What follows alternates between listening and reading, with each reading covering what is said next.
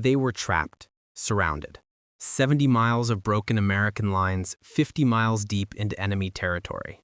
The German war machine had thrown everything it had at them in one final, desperate gamble. Tanks, artillery, thousands of soldiers pouring through the breach like a flood. This was Hitler's last great offensive, and it had caught them completely off guard. Harry Shaw Jr., known to everyone as Pete, stood just 5 feet from his closest friends. 5 feet. Close enough to hear their breath. Close enough to see their faces. And then, in an instant, they were gone. The question that would haunt him for the rest of his life pierced through the chaos of battle. How could they die and not me? How could fate be so arbitrary, so cruel, measured in mere feet? This was the Battle of the Bulge, the worst fighting Pete would ever see, the moment that would define his war.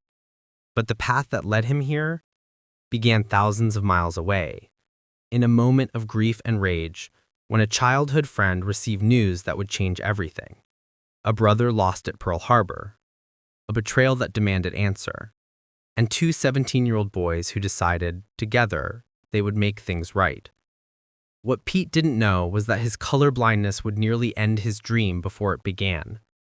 What he couldn't predict was that his best friend would help him cheat his way into the army with nothing but quick thinking and shouted numbers. And what he could never imagine was that this decision would lead him through the fires of D-Day, across blood-soaked French towns, and finally to the gates of a place so terrible that 70 years later, he still couldn't find the words to describe it. This is the story of one man's war, a story of loyalty, survival, and the impossible question that haunts every soldier who makes it home.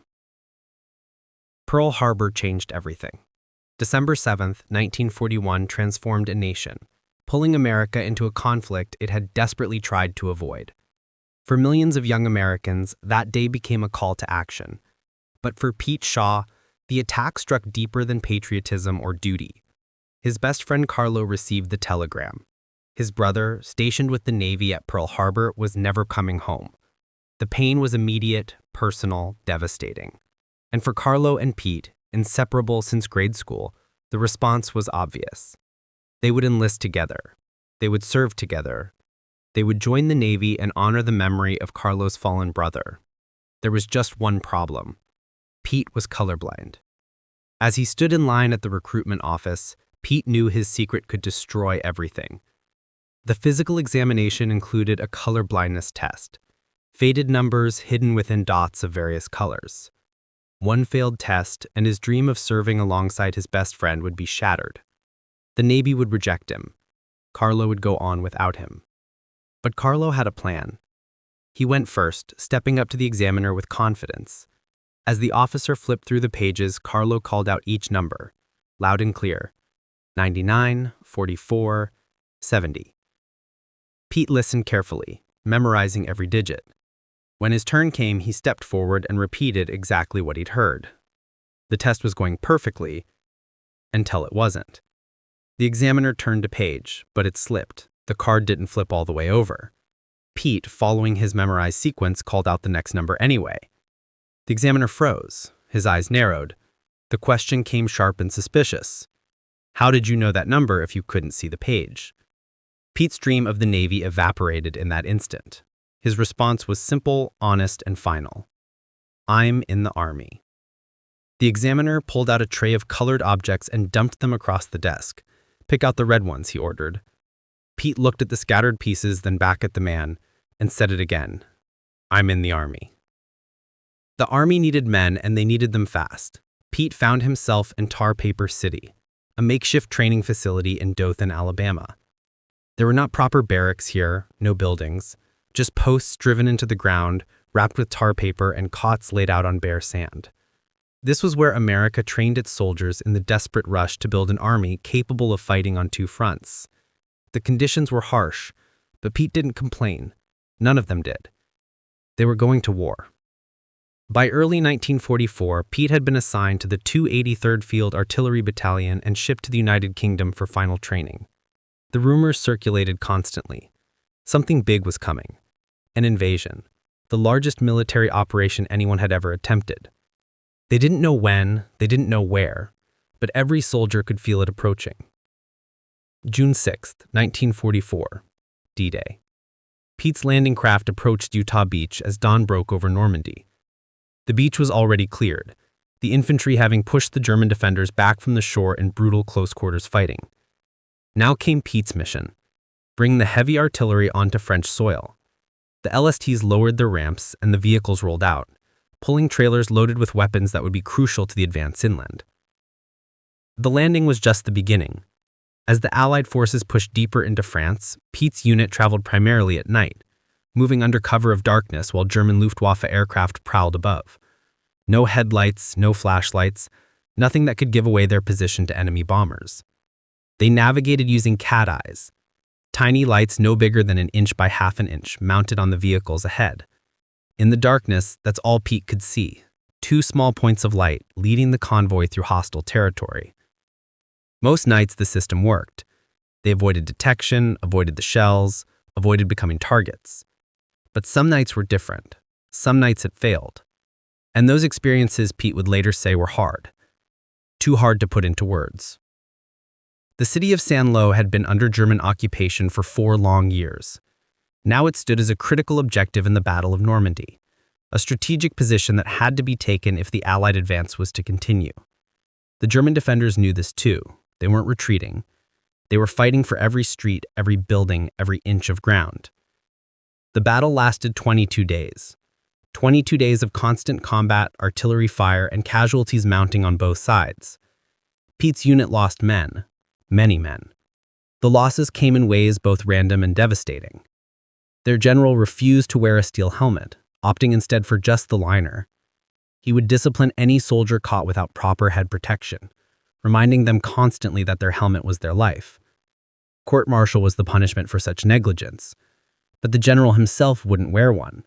Perhaps he felt it interfered with command. Perhaps it was comfort. Perhaps it was simply stubbornness. They found him with half of his head blown off. The devastation was everywhere. Friends Pete had trained with, traveled with, fought beside were suddenly gone. The randomness of it was crushing. Survival seemed to have no logic, no pattern. 5 feet. That's all that separated the living from the dead. 5 feet of earth. 5 feet of chance. 5 feet of pure luck. By the 5th day, the 6th day, the 7th day, the fighting intensified. The Allies gained ground. By the 10th day, the Germans were retreating. And the 283rd didn't have time to process anything. They could only keep moving, keep firing, keep pushing forward. Saint-Lô fell. The British and American forces continued their advance town by town, driving the enemy back towards Berlin. Some towns changed hands multiple times, taken, lost, and retaken in fierce urban combat. Everywhere the armies passed, destruction followed. Beautiful cities reduced to rubble. Colmar, Cologne, Nuremberg, Frankfurt. Ancient architecture, centuries-old buildings all annihilated. It was necessary, the commander said. The Germans had to be driven out. But the cost was visible everywhere. Progress continued through the summer and fall. By December 1944, it seemed the war might end soon. The Allies were advancing steadily. German resistance, while fierce, seemed increasingly desperate and disorganized. Christmas was approaching, and with it perhaps the hope of victory. Then everything changed. December 16th, 1944. Adolf Hitler launched his final gamble. Every available German soldier, every tank, every piece of artillery was thrown into a massive surprise offensive. The target? The thinly stretched American lines in the Ardennes forest. The goal? Split the Allied forces, recapture the port of Antwerp, and force a negotiated peace. The surprise was complete. The American lines shattered. A bulge 70 miles wide and 50 miles deep formed as German forces poured through the breach. Units were cut off, surrounded, trapped behind enemy lines. The Battle of the Bulge had begun. Pete and the 283rd found themselves caught in the chaos. The speed of the German advance was shocking. One moment they held their positions, the next they were surrounded. How did the Germans mass so many forces without detection? Where did all these soldiers come from? The questions had no answers. Only the immediate reality mattered. They were trapped. This was the worst fighting Pete would ever experience. Worse than D-Day. Worse than St. Lo. Worse than anything he had encountered or would encounter for the rest of the war. The Germans pressed from all sides. Artillery fell constantly. Infantry probed for weaknesses. The cold was brutal, adding frostbite and exposure to the list of threats that could kill a man. And still, 5 feet away, Pete watched his friends die. 5 feet. Close enough to touch, close enough to save if only fate had been slightly different. The question haunted every moment. How could they die and not me? What invisible line separated survival from death? What made one man's position safe and another man's position fatal? The 283rd refused to surrender. The order came down, hold the line. Reinforcements were coming. They just had to survive long enough. Division after division rushed to the Bulge to reinforce the trapped units. The 42nd Division, among others, fought their way through to provide support, pushing back against the German offensive. For 40 days, the Battle of the Bulge raged. 40 days of brutal winter combat, of desperate defense, of watching the enemy throw everything they had into one final push. And then, slowly, the German offensive ran out of steam. The reinforcements arrived. The trapped units were relieved. The Bulge was compressed, then eliminated. After 40 days, it was over. Hitler's gamble had failed. Germany had expended its last reserves in a desperate attempt to change the war's trajectory, and it had accomplished nothing except to accelerate the inevitable. For the Allies, the end was now clearly in sight. The change in German behavior was immediate and obvious. Some units still fought with dedication, true believers in their Führer's cause, but most had reached a breaking point. They had seen the writing on the wall. The war was lost. Their leader was a madman. Continuing to fight meant only more death for no purpose. German soldiers approached Allied lines wanting to surrender peacefully. They knew the war was over. They accepted it. And crucially, they wanted desperately to surrender to the West rather than face the Soviet forces advancing from the East. The conflict between Germany and the Soviet Union had been more personal, more brutal, more defined by atrocities on both sides. The Germans knew they would find no mercy from the Red Army. Some German pilots even flew west, evacuating from Berlin only to bail out over British or American lines rather than risk capture by the Soviets. The choice was clear. Surrender to the West meant survival. Surrender to the East meant retribution. As the Allied forces advanced deeper into Germany, they began uncovering the true depths of Nazi atrocities. Pete and the 283rd participated in the liberation of Dachau, the original concentration camp, where the Nazi regime had tortured, starved, and murdered countless prisoners for years. What they found there defied description. The survivors were sick, emaciated, barely alive.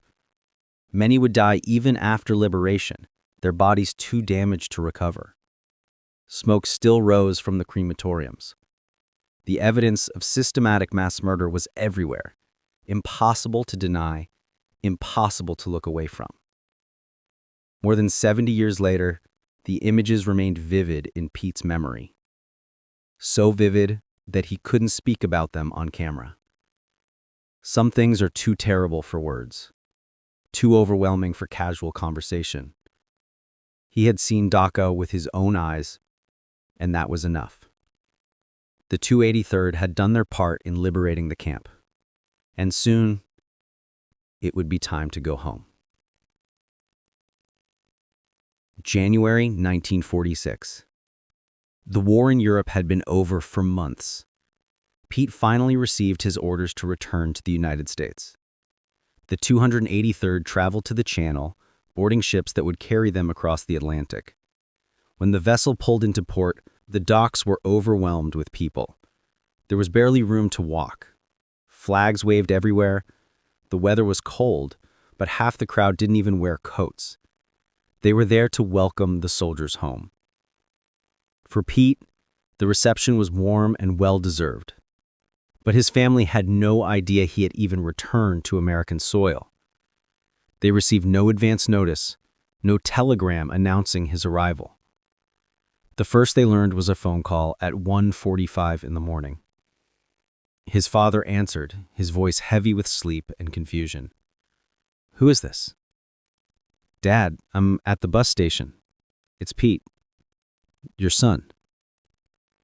"You're where?" "I'm at the bus station." His father explained that Pete's brother was working the midnight shift at Timken and wouldn't be off until 7:30 in the morning. He didn't know who else he could send. Pete said he'd take a cab. But his father immediately called Timken, demanding they find Hobart Shaw and tell him to get to the bus depot immediately. His brother was home. By the time Pete reached his family's house, his brother was driving past, heading home from work.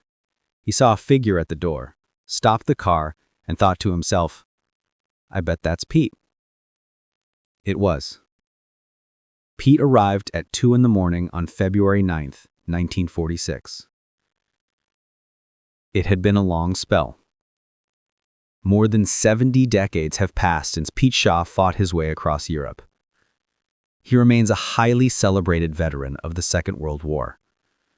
In November 2016, the government of France awarded him the French Legion of Honor, a prestigious recognition given to those who served in combat on French soil.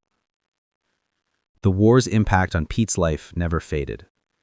The memories remained vivid, the lessons permanent. He came to understand something profound about human connection, something forged in the crucible of war and tested in the years that followed. People deserve kindness. They deserve understanding. The British, the French, the Polish all expressed such gratitude for what the American soldiers had done, for leaving their homes to fight on foreign soil. Their appreciation dwelled on Pete, made him think differently about humanity. The people he met overseas were so concerned, so grateful, that it changed something fundamental in how he viewed the world. You have to be friendly to people, Pete believed. You have to try to understand them. It's a simple lesson, perhaps, but one earned through unimaginable hardship. A lesson earned 5 feet from fallen friends, in the frozen hell of the Battle of the Bulge, in the liberation of Dachau, in the long journey home. Pete Shaw survived the worst fighting of the Second World War. He came home. He built a life. And he carried with him always the memory of those who didn't make it back. The friends who were just 5 feet away when fate chose differently. Their sacrifice demanded something from him. Not just remembrance, but wisdom. Not just survival, but purpose. Understand people. Be kind. Remember those who fell. These are the lessons of a man who saw the worst of humanity and chose, despite everything, to find the best.